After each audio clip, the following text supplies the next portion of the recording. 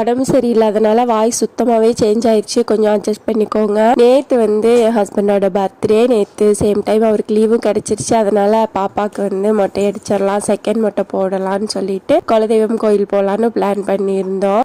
கடையிலேயே சாப்பிட்ருக்கலாம், பட் அவருக்கு வீட்டில் செய்கிற சாப்பாடு தான் ரொம்பவே விரும்பி சாப்பிடுவார். சரி பர்த்டே அதுமா ஏன் கடையில் போய் சாப்பிட சொல்லணும் அப்படின்னு சொல்லிட்டு எல்லாமே செஞ்சு பேக் பண்ணிட்டேன். ரொம்ப சிம்பிளான மெனு தான். கேசரி, அதுக்கப்புறமா பணியாரம், தேங்காய் சட்னி, குஸ்கா ரெடி பண்ணியிருந்தேன். கர்ட் எல்லாமே பேக் பண்ணிவிட்டு எல்லாருமே ரெஃப்ரெஷ் ஆகிட்டு அதுக்கப்புறமா எங்கள் ஊர் கோவிலில் போய் சாமி கும்பிட்டு அப்புறம் குலதெய்வம் கோவிலுக்கு கிளம்பிட்டோம். நேற்றுமே உடம்பு சரியில்லாமல் தான் இருந்துச்சு. கடையிலேயே போய் சாப்பிட்டுக்கலான்னு தான் சொன்னார். நான் ரொம்ப ஏர்லியாக அவருக்கு முன்னாலேயே எழுந்து எல்லாமே சமைச்சு முடிச்சிட்டேன். நமக்கானவங்களுக்காக விரும்பி சமைக்கும் போது அந்த கஷ்டம் எதுவுமே தெரியாது.